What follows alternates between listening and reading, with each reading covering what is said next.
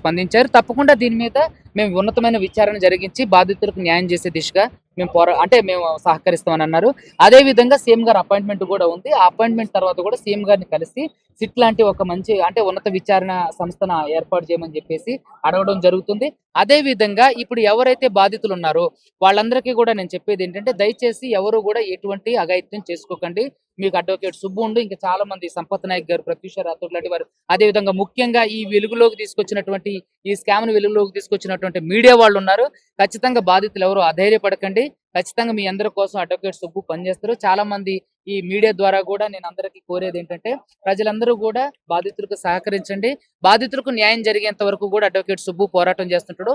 కోర్టులు కూడా మనకు అనుకూలంగా తీర్పు రావడానికి అవకాశాలు ఉన్నాయి. ఇది వందల కోట్ల స్కామ్ కాబట్టి ఖచ్చితంగా దీన్ని బయటకు తీసుకొచ్చే ప్రయత్నం పోలీస్ వ్యవస్థ అంతా చేస్తున్నారు. ఈఓడబ్ల్యూ వాళ్ళు దీని మీద కృషి చేస్తున్నారు. అదే విధంగా పోలీస్ వ్యవస్థ కూడా దీని మీద కృషి చేస్తుంది. నిన్న వెళ్ళినప్పుడు డీజీపీ గారు కూడా సానుకూలంగా స్పందించారు. కానీ అడ్వకేట్ సుబ్బుకి సెక్యూరిటీ విషయంలో మాత్రం కొంచెం విముఖంగా ఉన్నారు. So whatever it is, advocate సుబ్బుకి సెక్యూరిటీ లేకపోయినప్పటికీ కూడా బాధితులకు న్యాయం జరిగి వాళ్ళందరికీ డబ్బులు వస్తే చాలు. అదే విధంగా ఇప్పుడు డబ్బులు వస్తాయా, వాళ్ళు ఐపీ పెట్టుకుంటే వాళ్ళ పరిస్థితి ఏంది? ఐపీ పెట్టడానికి లేదండి. ఎందుకంటే ఎప్పుడైతే మనం ఈఓడబ్ల్యూలో మిగతా వాటిలలో కేసు అయిందో అప్పుడు ఐపీ పెట్టడానికి కుదరదు. వీటి కేసులన్నిటికీ ముందు ఐపీ పెట్టున్నట్టయితే ఎవరికి డబ్బులు రాకపోవడానికి అవకాశం ఉంది.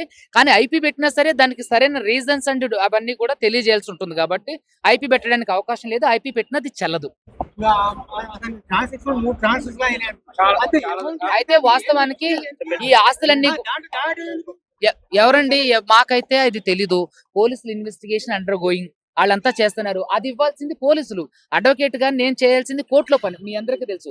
ఇప్పుడు వాళ్ళు ఎన్ని ఆస్తులు కూడబెట్టారు, ఏవన్నీ చేశారనేవి అన్ని కూడా ఆల్రెడీ మనకి ఏదైతే ఈఓడబ్ల్యూ లో ఉన్నటువంటి కాపీ ఉందో, ఈఓడబ్ల్యూ కాపీలో నేను ఆల్రెడీ ఇప్పుడు మీడియాకి ఇచ్చా.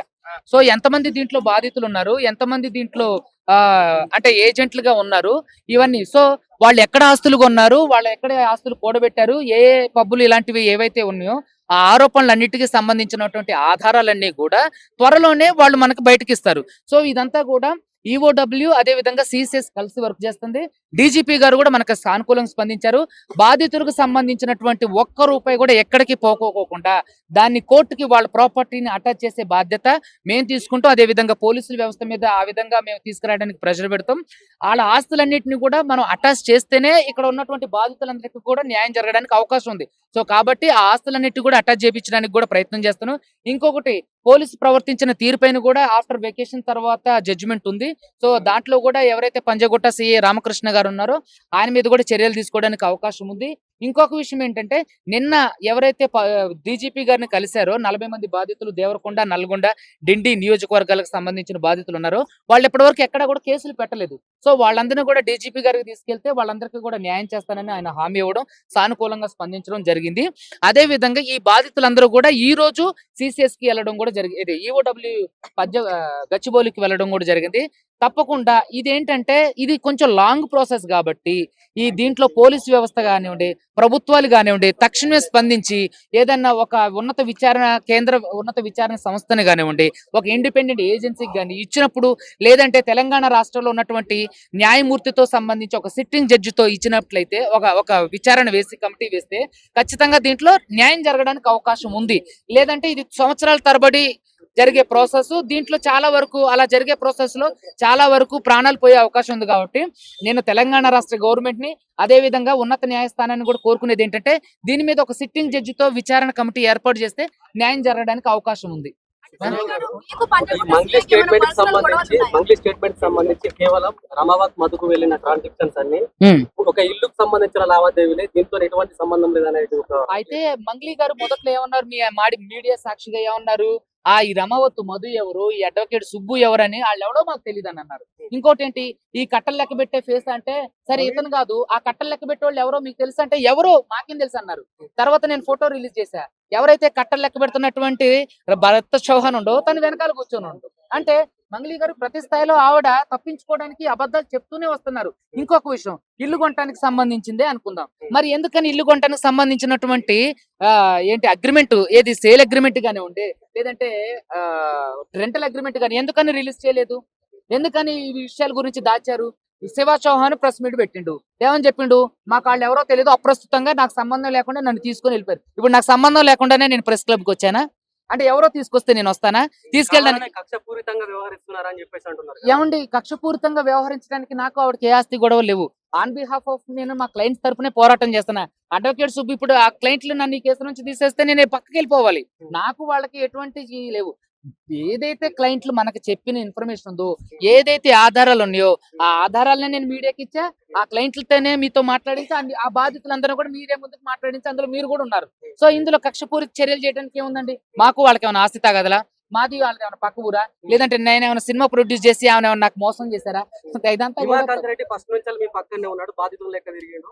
ఇన్ని రోజులు హిమాకాంత్ రెడ్డి అబ్స్కాండ్ అయ్యిండు, నిన్న అరెస్ట్ అయిపోయాడు. సో హిమాకాంత్ రెడ్డి అసలు పాత్ర అయితే హిమాకాంత్ రెడ్డి ఈ స్కామ్ బయటకు రావడానికి ఎవరైతే హిమాకాంత్ రెడ్డి ఉండో హేమాకాంత్ రెడ్డి ఈ స్కామ్ ను బయటకు తీసుకురావడానికి సహకరించినటువంటి వ్యక్తి.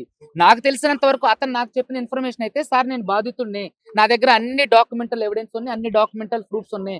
సో నేను ఒకవేళ నేను అరెస్ట్ అయినా సరే నాకు సంబంధించినటువంటి అన్ని ఉన్నాయి, నేను కోర్టుకి వెళ్ళినా సరే నేను ఈ ప్రూఫ్స్ అన్ని ఇస్తా అని చెప్పిండు.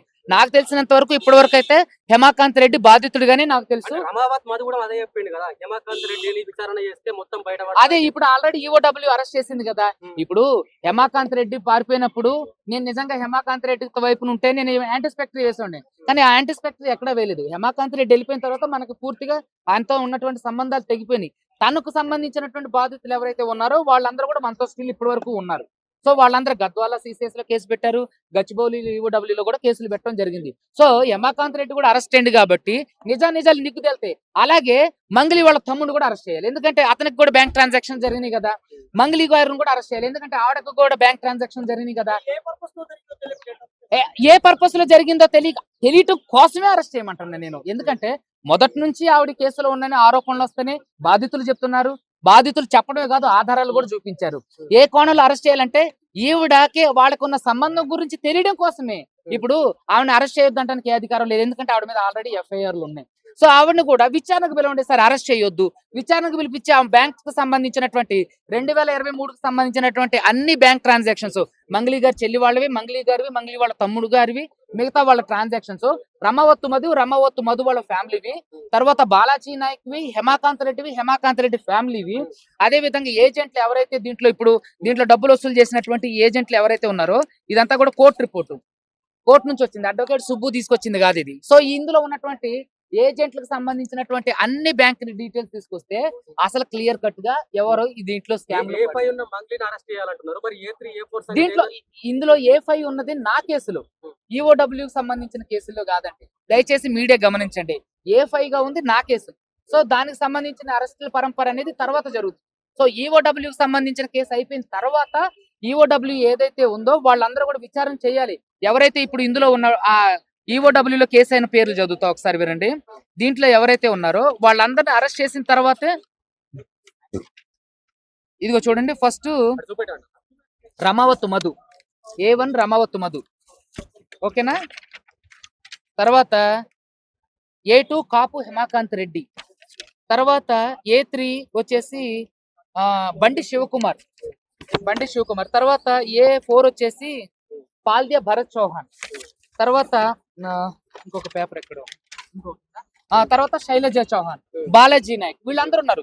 సో వీళ్ళందరికి సంబంధించినటువంటి బ్యాంక్ అకౌంట్లు, వాళ్ళ రిలేటివ్ బ్యాంక్ అకౌంట్లు, వాళ్ళ హస్బెండ్ బ్యాంక్ అకౌంట్లు, వాళ్ళ కుటుంబ బ్యాంక్ అకౌంట్లు అంతా కూడా మనం చెక్ చేసినట్లయితే వీటికి సంబంధించిన ఆధారాలన్నీ కూడా బయటపడతాయి. ఇప్పుడు మంగళి గారు మొదట్లో ఏమన్నారు, నాకు రమాకాంత్ మధు ఎవడో తెలియదు అని అన్నారు. మరి తెలియని రమాకాంత్ మధుకి సంబంధించి వీళ్ళకి బ్యాంక్ ట్రాన్సాక్షన్స్ ఎలా జరిగితే ఇల్లు అమ్మడానికి అని అన్నారు. అది ముందే ఎందుకు చెప్పలేదు?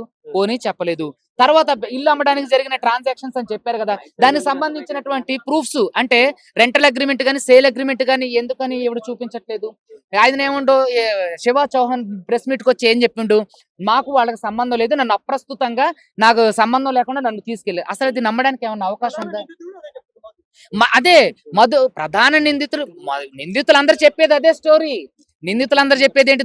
నువ్వు దొంగతనం చేసినావు అంటే ఏమంటాడు, నేను దొంగతనం చేశాను అంటాడా? నిందితులందరూ చెప్పేది ఏంటి? అదే స్టోరీ. అది తేల్చాల్సింది ఎవరు? పోలీసులు. ఆ తర్వాత అడ్వకేట్లుగా మేము కోర్టులో ప్రూవ్ చేస్తాం.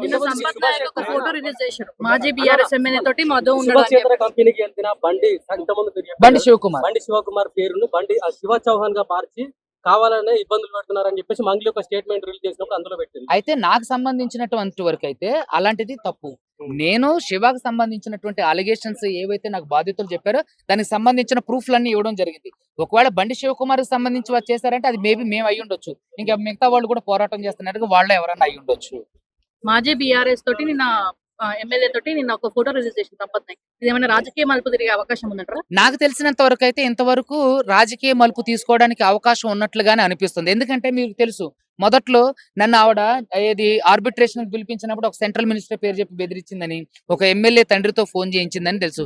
సో మేబీ ఆ కోణంలో కూడా అయ్యి ఉండొచ్చు. ఎందుకంటే ఈవిడ తప్పించుకోవడానికి ఇక్కడున్న మీ మీడియాలోనే చాలా మందికి ఫోన్ చేసి మా వీడియోలు డిలీట్ చేయండి అని అన్నారు. సో అలా కూడా ఉండుండొచ్చు. అది నాకు సంబంధించి క్లారిటీ లేదు. కానీ ఇది కూడా ఒక కోణంలో ఉండొచ్చు. ఎందుకు మనం ఈ కోణంలో కూడా దర్యాప్తు చేయకూడదు అనే అంశాన్ని లేవనెత్తడానికి అవకాశం. దీనికి ఎండ్ కార్డ్ ఎప్పుడు పడుతుంది అనుకోవచ్చు? అయితే దీనికి ఎండ్ కార్డు పడాలంటే ఖచ్చితంగా దీని మీద ముఖ్యమంత్రి గారు స్పందించి, లేదంటే తెలంగాణ రాష్ట్ర ఉన్నత న్యాయస్థానంలో ఉన్నటువంటి ప్రధాన న్యాయమూర్తి గారు స్పందించి వాళ్ళు సుముటోగా తీసుకోవటమా, లేదంటే మన తెలంగాణ రాష్ట్ర ముఖ్యమంత్రి రేవంత్ రెడ్డి గారు తీసుకొని ఒక సిట్ లాంటి ఒక ఉన్నత విచారణ వ్యవస్థను స్థాపించి దీని మీద పూర్తి స్థాయి విచారణ జరిగినప్పుడు మాత్రమే బాధితులకు నిజమైన న్యాయం జరుగుతుంది. ఈ ఈఓడబ్ల్యూ కానివ్వండి, పోలీసులు కానివ్వండి, సిసిఎస్ కానివ్వండి, ఇవన్నీ కూడా సంవత్సరాలకు తరబడిన ప్రాసెస్. ఇందులో బాధితులకు అన్యాయం అంటే వాళ్ళు ఎక్కువ మంది చనిపోవడానికి అవకాశం ఉంది.